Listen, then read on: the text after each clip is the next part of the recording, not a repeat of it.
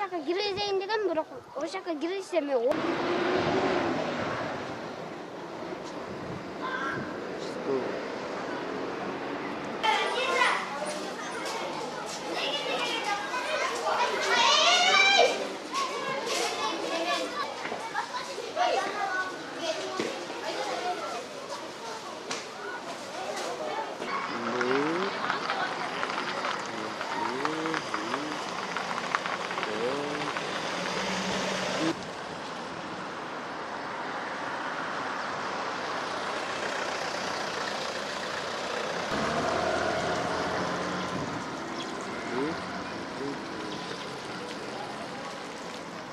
Жакшы мектеп деп телевидениядан чыгарам да.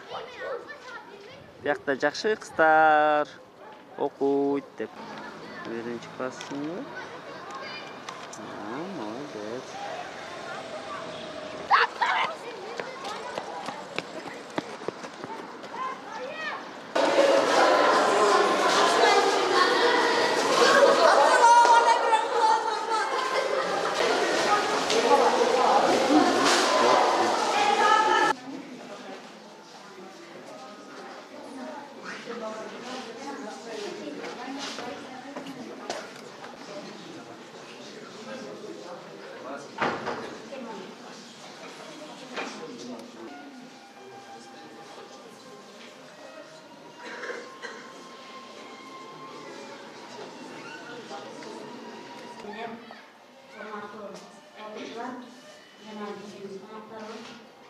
Бүгүнкү иш-чаранын себеби эмне себептен?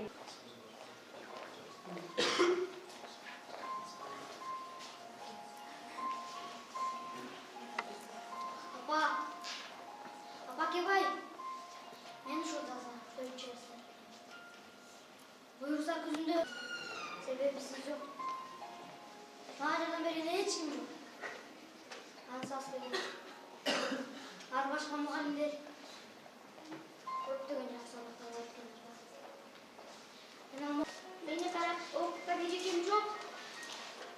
Сиздин ордуңузга мени карап мага жардам берип жүргөн экинчи апа мени окутпайт. Бул жерде баары жаңы, баары таза, чоң класс. Бирок апа, баарынан да өкүнүчтүүсү, мен мында жаз кайда 5 окусам, азыр 3, 4 деген бала.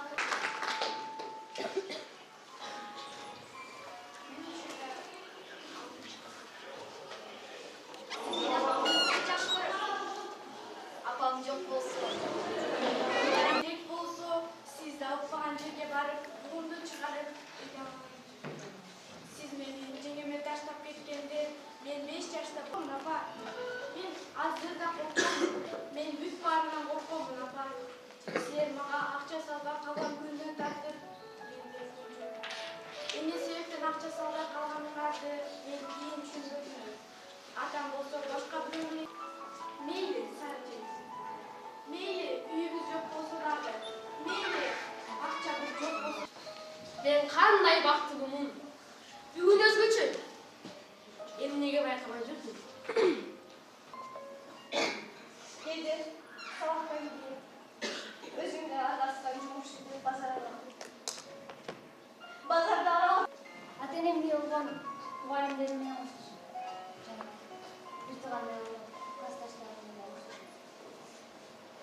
Силерге муктажмын. Биз сиздердин жардамыңыздарга муктажбыз.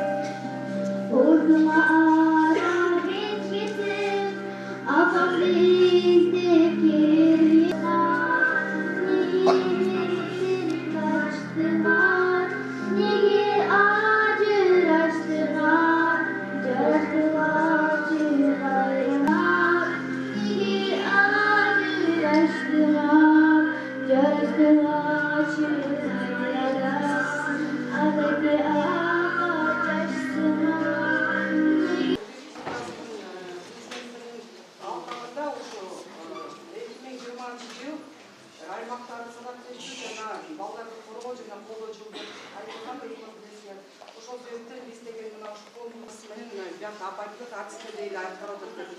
Ошо өзүнүн баягы ички дүйнөсү менен так жана ушуну айтып берип, балдар айтып бергенде мына чоң кишилерде көзүнө жаш алат. Себеп дегенде ошо бир себеп бул ажырашуу үй бүлөдө, экинчиси мигранттын балдары, үчүнчүсү жанагы үй бүлөдө эне атасы арак ичкен.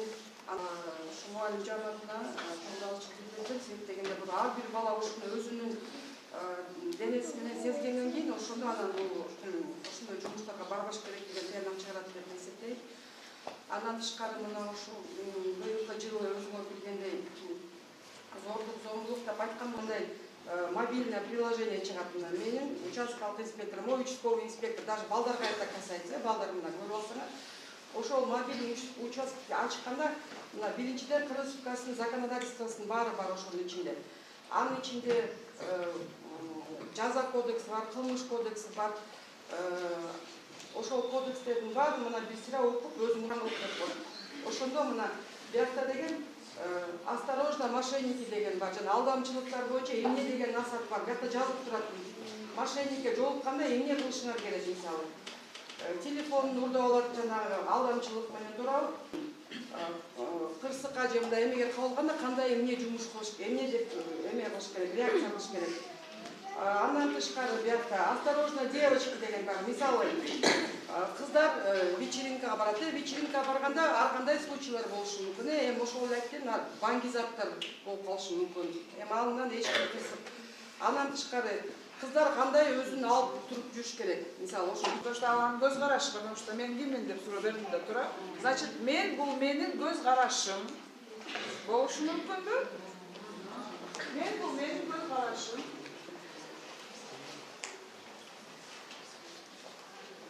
Дагы?